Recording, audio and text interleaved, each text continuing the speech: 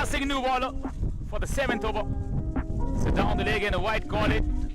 Definitely Arjun Khajuria, one of the best umpire from the TCAI from Udhampur, Kashmir. Arjun Khajuria जो दिल्ली से आते हैं एम्पायरिंग करने के लिए, बहुत ही बेहतरीन एम्पायर माने जाते हैं, बहुत ही बढ़िया एम्पायरिंग, किसी तरीके का जल्दबाजी नहीं करते हैं डिसीजन देने में, सोच समझ के डिसीजन देते हैं। बहुत ही बढ़िया एम्पायर है अर्जुन खजूरिया फ्रॉम दिल्ली, जो कि बहुत ही अच्छे क्रिकेट प्लेयर भी है। And Mr. Arjun Khajuria, basically from Jammu and Kashmir, but right now he in Delhi. आप देख रहे हैं द फेडरल वॉइस। इस समय हम मिनी स्टेडियम उधमपुर में मौजूद हैं और हमारे साथ बात करने के लिए एक बहुत ही ख़ास शख्सियत है जो कि नेशनल लेवल पर टेनिस क्रिकेट के जो हैं एम्पायर रह चुके हैं और इस समय भी हैं। बात करेंगे उधमपुर में स्पोर्ट्स की वैल्यू क्या है उसको लेकर अर्जुन खजूरिया जी से। हमारे साथ है अर्जुन खजूरिया जी, आइए उनसे बात करते हैं और देखते हैं कि क्या है उधमपुर में इस समय स्पोर्ट्स का स्टेटस। नमस्ते अर्जुन जी, आपका स्वागत है हमारे शो में। सबसे पहले तो बहुत बहुत धन्यवाद द फेडरल वॉइस की पूरी टीम का कि वो इतने अच्छे जो मतलब काम कर रहे हैं मीडिया के क्षेत्र में, और जो भी हमारी जो समस्याएं, जो शहर की समस्याएं हैं किसी के भी रिलेटेड हो, उसको बहुत अच्छे से प्रेजेंट कर रहे हैं जनता के सामने। तो सबसे पहले तो मैं आपका हार्दिक दिल से धन्यवाद करता हूं कि आपने एक स्पोर्ट्स जैसे इंपॉर्टेंट इशू को भी आज आपने चैनल के माध्यम से उठाया है। अर्जुन जी, स्पोर्ट्स की बात करें, हम हर मुद्दे को ऊपर उठा रहे हैं, हर मुद्दा जो है एक लेवल पर है उधमपुर में। जैसे कि लॉकडाउन की बात करें, इस समय लॉकडाउन को छोड़ के और कोई बात करना सही भी नहीं रहता।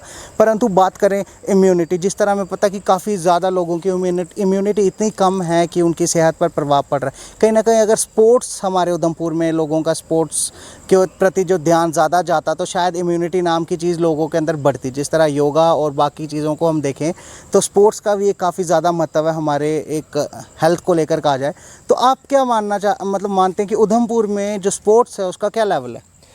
देखिए, बात की जाए तो अभी ज़्यादा उम्र तो नहीं हुई है मेरी, मैं यंग ही हूँ, लेकिन फिर भी इतनी सी एज में अगर मैं कुछ इतना अचीव कर पाया हूँ तो वो बिकॉज ऑफ उधमपुर है। यहाँ के लोकल्स का काफ़ी अच्छा सपोर्ट रहा, काफ़ी अच्छा उन्होंने बिल्डअप किया मुझे। लेकिन कहीं ना कहीं स्पोर्ट्स के अगर बात की जाए तो वो ग्राफ डाउन होता जा रहा है। पहले एक टाइम था कि मिनी स्टेडियम के अंदर टूर्नामेंट्स होती थी, सुभाष स्टेडियम के अंदर टूर्नामेंट्स होती थी। आज की डेट में अगर मैं क्रिकेट की बात करूं, क्योंकि क्रिकेट एक ऐसा खेल है जो हर गली में, हर मोहल्ले का हर जो विद्यार्थी खेलता है, हर युवा खेलता है, उसके लिए कोई स्टेडियम ही नहीं है हमारे पास। आप बात करें जिन स्कूल से मैं पढ़ करके आया हूँ, हमें मात्र हफ्ते के अंदर एक दिन दिया जाता था, एक क्लास दी जाती थी 40 मिनट की स्पोर्ट्स खेलने के लिए।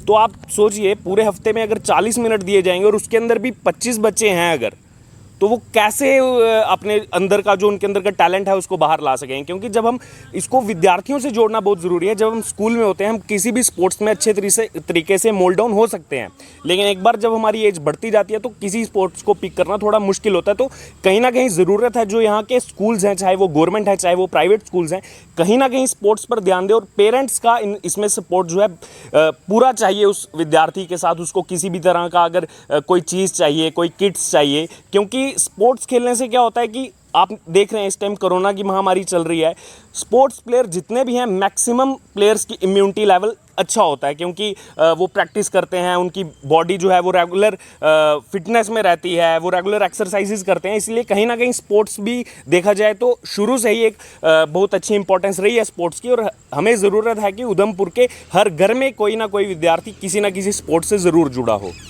बात करेंगे प्लेटफॉर्म की। स्पोर्ट्स तो ठीक है, अगर बच्चों के अंदर अवेयरनेस है इस चीज़ को लेके कि हमें खेलना है एंड खेल को बढ़ावा देना है।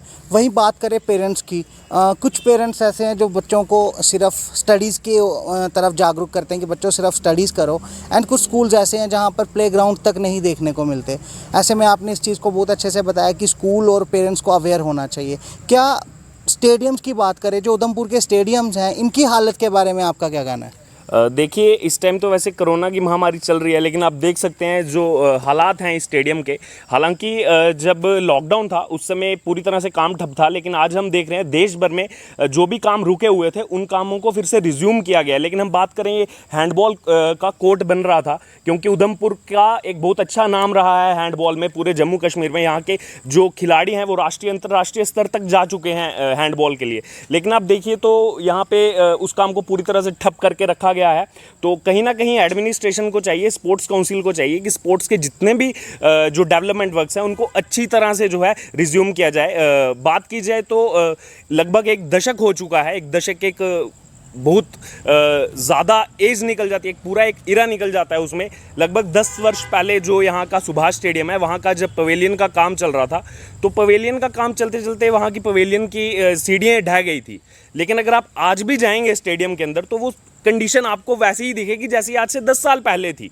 तो अगर 10 साल के इतने लंबे टेन्योर के पीरियड में अगर वो सीढ़ियाँ तक नहीं बन पाई, तो आप सोच सकते हैं कि जो डेवलपमेंट का स्पोर्ट्स का काम है, जब वो इंफ्रास्ट्रक्चर ही नहीं है तो कैसे अपने टैलेंट को हम आगे लाएंगे। आजकल तो बिल्कुल टूर्नामेंट्स एकदम ना के बराबर हो गई हैं उधमपुर में। और जैसे कि आपने बात की, मुझे काफ़ी अच्छा एक्सपीरियंस मिला टेनिस क्रिकेट में एम्पायरिंग करके। तो मेरा लगभग 15 से 18 स्टेट्स में जा करके एम्पायरिंग करने का ऐसा मेरे को चांस मिला। जिस तरह आप बता रहे हैं कि 15 से 18 स्टेट्स में आपको एम्पायरिंग करने का मौका मिल चुका है, आपने कहते हैं ना बाहर का नमक भी खाया हुआ है, यहाँ का नमक भी खाया हुआ, तो क्या कंपैरिजन में आप क्या रेटिंग देंगे उधमपुर के लेवल को एज़ कम्पेयर टू बाहर के लेवल को? क्योंकि बाहर जो स्पोर्ट्स का महत्व था वो काफ़ी ज़्यादा देखी गई है, और उधमपुर में इसकी वैल्यू आप किस हिसाब से इसको रेट करेंगे? देखिए हम एम्पायरिंग करने जैसे जाते हैं तो मात्र 5 से 7 दिन के लिए, लेकिन दिल्ली में क्योंकि मैं रेगुलर हूँ 4 सालों से, और वहीं का एक स्पोर्ट्स गवर्नमेंट का स्पोर्ट्स कम्प्लेक्स है, उसमें मैं रेगुलर 3 वर्षों से जाता रहा हूँ। तो वहाँ की मेंटेनेंस, बेशक वो कुछ चार्जेस लेते थे, क्योंकि अगर आपको स्पोर्ट्स की नीड पूरी करनी है, जैसे आपको नेट्स हैं, आपको अच्छी घास चाहिए, हर एक स्पोर्ट्स के लिए अपना, जैसे स्केटिंग के लिए स्केटिंग रिंग चाहिए, कुछ ना कुछ वो मिनिमल चार्जेस लेते थे। लेकिन कहीं ना कहीं देखा जाए तो वहाँ पर इतना अच्छा इंफ्रास्ट्रक्चर डेवलपमेंट था, स्विमिंग पूल से लेके बैडमिंटन कोर्ट से। अब आप देख सकते हैं यहाँ पर एक बैडमिंटन कोर्ट है, अब इसके अंदर भी कुछ गिने चुने लोग ही एक टाइम पे प्रैक्टिस कर सकते हैं। तो कहीं ना कहीं ज़रूरत है इन सबको बढ़ाने की। एक नया इंडोर हॉल बना है, लेकिन वहाँ पर भी कितने लोग क्वारंटाइन सेंटर हटने के बाद जा पाएंगे, कितने नहीं जा पाएंगे, वो देखना होगा। और जो मैंने देखा है बाहर स्पोर्ट्स को लोग मतलब बिल्कुल ऐसे अपने मतलब पैशन की तरह जो भी उसके अंदर जुड़े हैं। यहाँ पर भी काफ़ी पैशनेटिक क्रिकेटर्स हैं, लेकिन कहीं ना कहीं ज़रूरत है एडमिनिस्ट्रेशन को कि जो प्लेयर्स हैं, जो क्रिकेटर्स हैं, उनको एक आप प्लेटफॉर्म तो दो। इतनी टूर्नामेंट्स पहले होती थी, गवर्नमेंट की तरफ से होती थी, पुलिस प्रशासन भी अपने पुलिस लाइन में टूर्नामेंट करवाता था, मैंने खुद वो टूर्नामेंट्स खेली हैं। लेकिन अभी पिछले कोरोना काल से पहले अगर बात की जाए तो वो सब चीज़ें एकदम से ख़त्म हो गई हैं। और कहीं ना कहीं पेरेंट्स को भी ज़रूरत है कि जो मोबाइल गेम से बाहर निकल करके, इवन कि आजकल मोबाइल एक बहुत इंपॉर्टेंट नीड है, मैं भी काफ़ी आवर्स यूज़ करता हूँ, लेकिन मोबाइल गेम से निकलकर उनको बाकी गेम्स में इंडल्ज करना चाहिए। और मेरी प्रशासन से यही मांग है कि आप एक इंफ्रास्ट्रक्चर तो दीजिए, आप प्लेटफॉर्म तो दीजिए, आप मुहैया तो करवाइए स्पोर्ट्स की चीज़ें, फिर आप देखिए कैसे कैसे टैलेंट बाहर निकल करके आता है जम्मू कश्मीर बात का। करेंगे लाइब्रेरी की। आपने लाइब्रेरी के बारे में सुना होगा, जिस तरह बुक लाइब्रेरीज होती हैं जहाँ पर हमें तरह तरह की किताबें मिलती हैं पढ़ने को, वैसे ही क्रिकेट में काफ़ी सारी चीज़ें, क्रिकेट की बात की जाए, फुटबॉल या किसी भी स्पोर्ट की बात की जाए तो उसमें काफ़ी चीज़ों की ज़रूरत है, जैसे विकेट्स, बैट्स हैं, बॉल है, या फिर फुटबॉल है, बास्केटबॉल है। तो कुछ ऐसे बच्चे हैं जिनका मन तो काफ़ी करता है खेलने का, लेकिन शायद वो ये चीज़ें अफोर्ड नहीं कर सकते होंगे। तो क्या उधमपुर में इस तरह की कोई क्रिकेट मतलब स्पोर्ट्स लाइब्रेरी है जहाँ से उनको ये चीज़ें मुहैया करवाई जाएँ, जब भी थोड़ी देर यूज़ करने के लिए जो है, जैसे कि हमें कहीं कॉलेजेस वगैरह में मिलती थी, वैसी चीज़ वहाँ मिल पाए? ऐसी कोई चीज़ उधमपुर में है क्या? देखिए जब से मैं हूँ मैंने ऐसी कोई चीज़ देखी नहीं है, लेकिन आपने बहुत अच्छा पॉइंट उठाया इस चीज़ की। हमें एक स्पोर्ट्स लाइब्रेरी की ज़रूर नीड है। आप वहाँ पर एक पर्सन अपॉइंट कर सकते हैं जो इतने मिनिमल टाइम के लिए वो चीज़ें प्रोवाइड करेगा, और खेलने के बाद जिनके पास वो चीज़ें नहीं है वो वापस वो चीज़ लाइब्रेरी में सबमिट कर देंगे।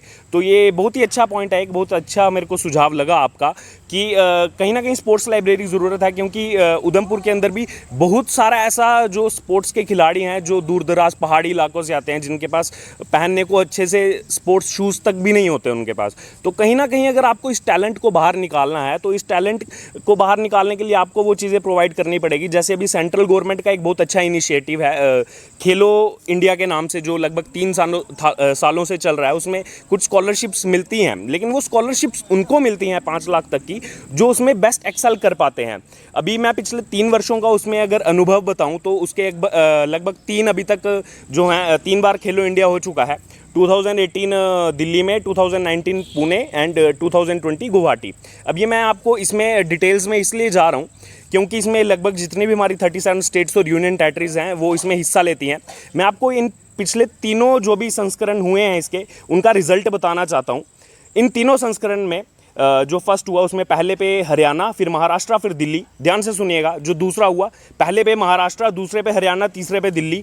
तीसरा पहले पे महाराष्ट्र, दूसरे पे हरियाणा, तीसरे पे दिल्ली। मैंने डिटेल्स इसलिए बताई कि आप देखो तीनों ईयर्स में जो टॉप 3 पोजीशंस हैं उसमें 3 ही स्टेट्स आ गए हैं, महाराष्ट्र, हरियाणा एंड दिल्ली। ये बहुत अच्छी बात है कि हमारी स्टेट्स एक्सेल कर रही हैं, लेकिन कहीं ना कहीं बाकी स्टेट्स को भी एक अंदर से एक पेन आना चाहिए कि क्या हम इस पोजीशन पर नहीं हो सकते क्या? क्यों सिर्फ बाकी 3 स्टेट्स के ही लोग स्पोर्ट्स में आगे जा रहे हैं? हमारा भी J&K का भी नाम आगे आना चाहिए, किसी और भी कोई स्टेट है यूनियन टेरिटरी उनका नाम भी आगे आना चाहिए। इसलिए गवर्नमेंट और प्रशासन को भी ज़रूरी है कि ये पेन वो खुद फील करें। सिर्फ स्पोर्ट्स प्लेयर्स के पेन फील करने से कुछ नहीं होगा।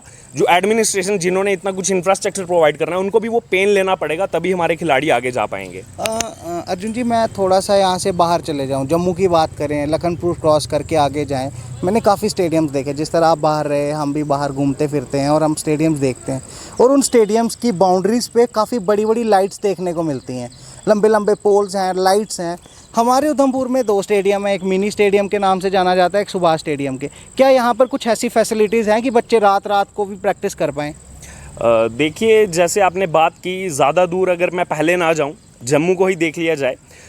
MA स्टेडियम जो था वो पहले से थोड़ा बहुत कंस्ट्रक्टेड था, लेकिन आज की डेट में वो MA स्टेडियम जो है, जिसने भी प्रयास किए, बहुत अच्छे प्रयास हैं, मैं सराहना करता हूं उनके कार्य की। आज की डेट में वो MA स्टेडियम जो है वो बिल्कुल तरह से तैयार है कोई भी इंटरनेशनल लेवल का मैच जो है करवाने के लिए। तो आपको ज़्यादा दूर अगर आप नहीं जाओ, आप जम्मू से ही एग्जाम्पल ले लो। इवन कि जैसे आपने बात की, बाहर काफ़ी सारी ऐसी जगह हैं, मैंने काफ़ी सारी नाइट्स टूर्नामेंट में भी एम्पायरिंग करी है। इवन कि मैं दिल्ली में जब होता हूं तो मैंने नाइट टूर्नामेंट्स के मैचेस भी खेले हैं। तो वहाँ पर स्कूल्स के अंदर भी, जो स्कूल्स की ग्राउंड है, वो स्कूल्स वालों ने भी वहाँ पर जो है लाइटिंग लगा रखी है। कुछ ना कुछ उसका वो मिनिमम चार्ज लेते हैं, लेकिन दैट्स अ गुड थिंग।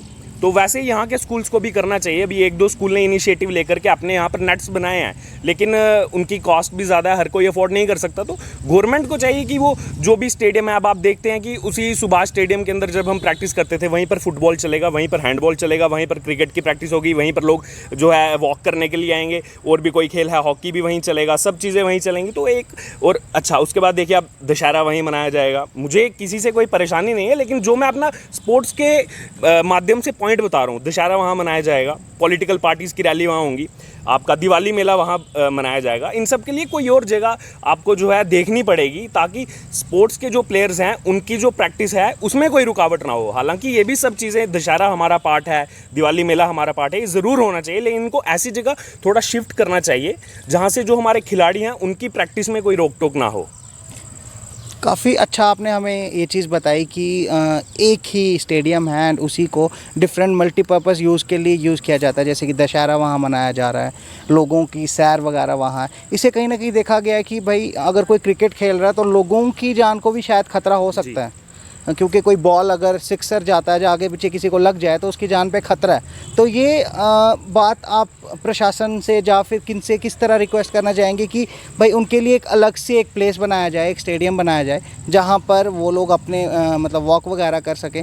तो उसके लिए आप प्रशासन से क्या मांग करना चाहेंगे? देखिए, जो जैसे आपने भी मेरे को पहले भी पूछा था कि बाहर आप काफ़ी जगह घूमे, तो मेरा वहाँ का एक्सपीरियंस ये है कि हर कोई ना अफोर्ड कर सकता है स्टेडियम जाना, और हर एक के पास इतना समय भी नहीं है कि वो यहाँ से उठ करके पहले स्टेडियम जाएगा। तो कहीं ना कहीं ज़रूरत है जो पार्क्स जो बनाए हैं, हाउसिंग कॉलोनी में पार्क है, गोल मार्केट में पार्क है, ऐसे जितने भी पार्क्स हैं, पहले उन पार्क्स को डेवलप करो, ताकि लोग भी जो सैर करने वहाँ मॉर्निंग वॉक करने आते हैं, ऐसा नहीं है कि उनकी हमसे कोई दुश्मनी है, लेकिन उनके पास कोई जगह नहीं है तो इसलिए वो वॉक करने वहाँ आते हैं। अगर आप पार्क्स अच्छे तरीके से बनाएंगे, ओपन जिम जैसे यहाँ पे इस पार्क में लगाई गई, उसको अच्छे से मेंटेन करेंगे, तो ज़रूर जो भी लोग सैर करने जाते हैं वो उन्हीं पार्क्स में जाएंगे, और ऑब्वियस सी बात है स्टेडियम में थोड़ा सा और जो है खुला माहौल मिलेगा खेलने के लिए। नहीं तो एक डर हमेशा हमें भी बना रहता है कि हमारी गलती की वजह से किसी को ना लग जाए और किसी की जान को या किसी भी तरीके से हेल्थ को कोई नुकसान ना हो। धन्यवाद अर्जुन जी। तो ये थे हमारे साथ अर्जुन खजूरिया जी, जो कि टेनिस क्रिकेट के एम्पायर हैं, और इन्होंने काफ़ी अच्छी बातें बताई कि किस तरह उधमपुर में स्पोर्ट्स को एक वैल्यू मिलनी चाहिए। स्पोर्ट्स जो कि बिल्कुल ही ध्यान नहीं आ रहा है यहाँ के लोगों में, कि स्पोर्ट्स की कितनी कमी है। तो इन सब चीज़ों को ध्यान में रखने के लिए इन्होंने काफ़ी अच्छी बातें बताई। उम्मीद है आप लोगों को पसंद आई होगी। अगर आपका कुछ स्पोर्ट्स को लेकर जो है आपकी कुछ वैल्यूएबल पॉइंट्स आप हमें कमेंट में बता सकते हैं। तब तक देखते रहिए द फेडरल वॉइस से ऋषभ गुप्ता। धन्यवाद। For more such updates, kindly visit our channel, The Federal Voice, and click on the subscribe button. Also, hit the bell icon for notifications. Thank you.